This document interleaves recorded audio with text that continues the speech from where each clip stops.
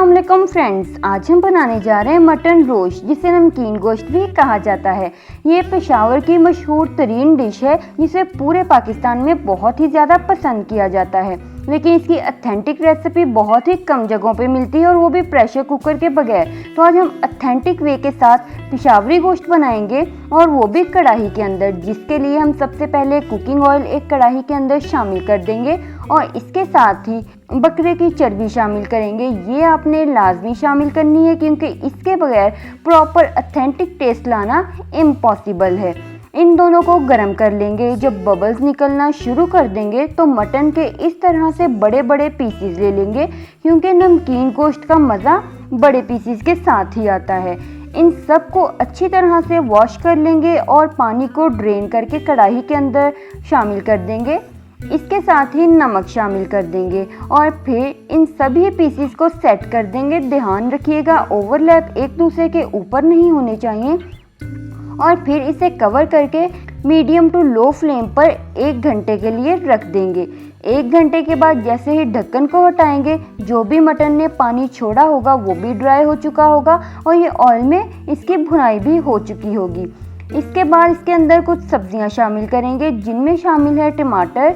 इसी तरह से सिर्फ 1 कट लगाना है, हाफ हाफ करके गोश्त के अंदर दबा देंगे और प्याज़ों को साबुत ही शामिल करेंगे, क्योंकि इसके अंदर कोई भी चीज़ कटिंग करके शामिल नहीं होती, बिल्कुल साबुत साबुत ही होती है, चाहे वो सब्जियां हो या फिर खड़े मसाले। हरी मिर्चों को लेकर उन्हें भी इस तरह से शामिल कर देंगे और फिर अदरक के छोटे छोटे पीसेस करके शामिल करेंगे, क्योंकि अगर अदरक साबुत ही शामिल करेंगे तो इसका अच्छी तरह से फ्लेवर नहीं आ पाएगा।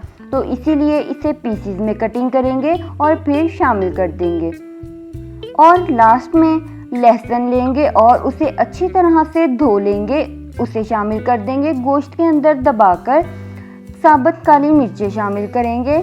इसके साथ ही आखिर में हरी इलायची शामिल कर देंगे। सारी चीज़ें हमने साबुत ही शामिल की हैं और गर्मा गर्म पानी शामिल कर देंगे। इसमें आपने अगर ठंडा पानी शामिल कर दिया तो गोश्त सुकड़ जाएगा और ये चीरा भी हो जाएगा और जल्दी पकेगा भी नहीं।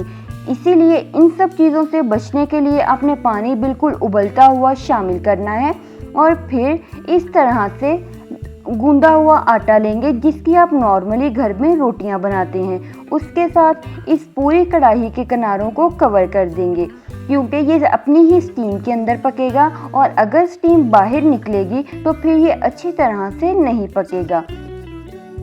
अगर आपने मेरा चैनल अभी तक सब्सक्राइब नहीं किया तो जल्दी से चैनल को सब्सक्राइब कीजिए और बेल आइकन बटन को प्रेस कीजिए, ताकि मेरी हर नई आने वाली वीडियो का नोटिफिकेशन आपके पास आए और इसी तरह से मज़ेदार और इजी रेसिपीज़ मैं आपके लिए लेकर आती रहूं।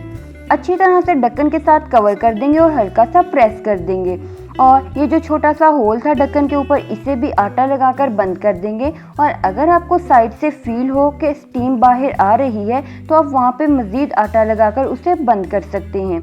2 घंटे के लिए हमने लो फ्लेम पर रख दिया था। 2 घंटे के बाद जैसे ही ढक्कन को हटाएंगे, बहुत ही ज़बरदस्त हमारा नमकीन गोश्त रेडी हो चुका होगा, जिसे इस तरह से हाथ और चम्मच लगाते ही टूटना शुरू हो जाएगा।